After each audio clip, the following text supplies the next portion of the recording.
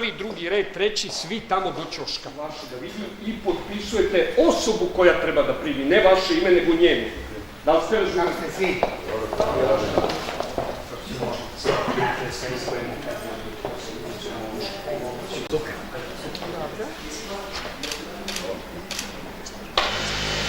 Evo tamo ćete potpisati. Zvjezdana Drgojlova.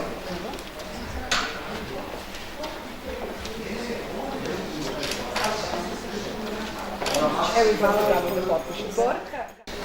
Danas smo podelili izbeglim i raseljenim licima materijalnu finansijsku pomoć jednokratnu u iznosu od 15.000 dinara. 20 porodica su danas dobili pomoć. Mi se iskreno nadamo da će opština Rakovica imati sve manje prilike da deli ovakvu vrstu pomoći zbog toga što očekujemo da će se stvoriti uslovi da i izbegla i raseljena lica mogu da žive od svoga rada. Evo ovo je nastavak saradnje Republičkog komisarijata i lokalne samouprave.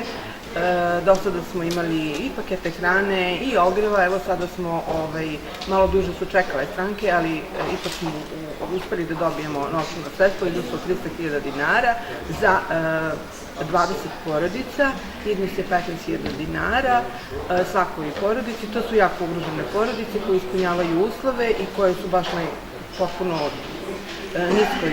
sa niskim primanjima ili nemaju uopšte primanja, to su samohrane majke i baš lica koja su jako, jako ugrožena. Pa znači će kako neće da kupim nešto deci, da opskrbim nešto najosnovnije.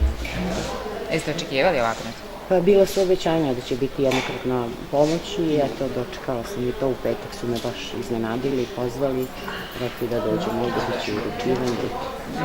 Otkako je ovaj predsjednik ovde već drugi put dolazim, prvi put je bilo pred Novu godinu paket neki, baš je bio dobar, bila sam zadovoljna i ova kratka.